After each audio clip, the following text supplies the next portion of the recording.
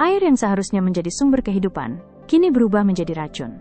Limbah industri mengandung paranitrofenol, atau PNP mencemari perairan, merusak ekosistem, dan menyebabkan ikan-ikan mati. Jika tidak dikendalikan, pencemaran ini akan terus mengancam lingkungan dan kesehatan manusia. PNP dapat dihilangkan dengan berbagai metode, seperti fotokatalitik dan adsorpsi. Salah satu yang efektif dan ramah lingkungan adalah adsorpsi. Pengembangan adsorpsi bergantung pada adsorben yang tepat. Alginat, bahan alam ramah lingkungan, dan biodegradable. Kombinasi PVA menjadikan adsorben menjadi lebih kuat. Selain ITU, penambahan magnet untuk memudahkan pemisahan setelah adsorpsi. Adsorben dibuat dalam bentuk bulir. Pembuatan magnetit menggunakan metode kopresipitasi dengan menggunakan garam dari ion besi 3 dan ion besi 2. Larutan besi tri dicampurkan dengan larutan besi 2, dengan rasio 2:1 hingga homogen. Reaksi berlangsung dalam suasana basah dengan penambahan amonia, sehingga ion tersebut mengalami presipitasi menjadi endapan magnetit. Hasil sintesis berwarna hitam pekat dan dapat tertarik oleh magnet eksternal yang menandakan magnet berhasil terbentuk.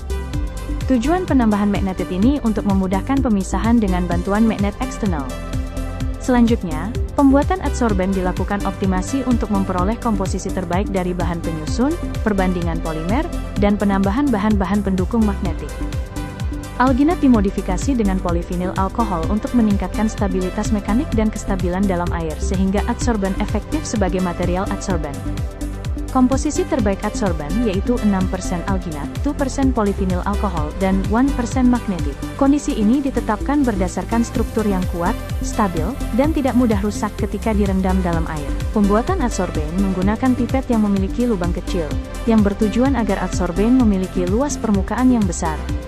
Pengikat silang pada pembuatan adsorben berfungsi untuk menghubungkan rantai polimer, agar memiliki kekuatan mekanik yang lebih baik. Pembuatan adsorben menggunakan pipet yang memiliki lubang kecil, yang bertujuan agar adsorben memiliki luas permukaan yang besar. Pengikat silang pada pembuatan adsorben berfungsi untuk menghubungkan rantai polimer agar memiliki kekuatan mekanik yang lebih baik. Adsorben yang telah dibuat, dilakukan karakterisasi. Karakterisasi dilakukan di Pusat Nanosains dan Nanoteknologi Institut Teknologi Bandung. Karakterisasi scanning electron microscope menunjukkan bahwa terjadi perbedaan pori pada permukaan sebelum dan setelah adsorpsi.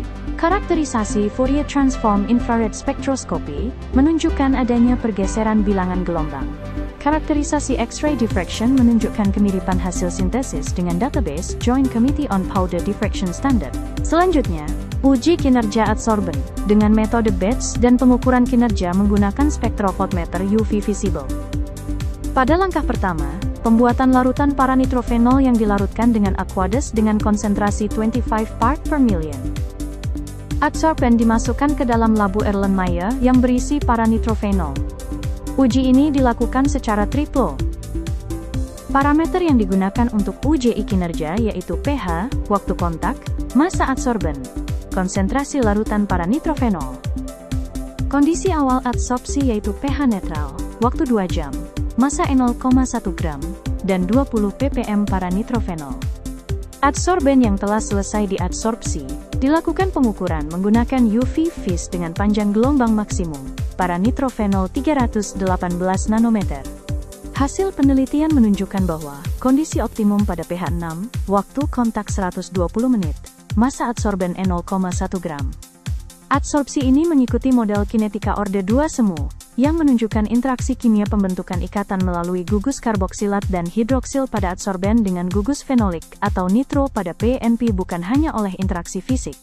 Kesimpulan menunjukkan bahwa adsorben berhasil disintesis dan dikarakterisasi. Adsorben berhasil mengadsorpsi paranitrofenol dengan metode batch pada kondisi optimum pH 6, waktu kontak 120 menit, volume larutan 25 mili, dan mengikuti model kinetika adsorpsi orde 2 semu. Peneliti mengucapkan terima kasih kepada Kemdikti-Saintek atas hibah tahun anggaran 2025. Dan juga peneliti mengucapkan kepada Universitas Perjuangan Tasikmalaya dan Institut Teknologi Bandung, atas fasilitas yang telah diberikan selama proses penelitian berlangsung.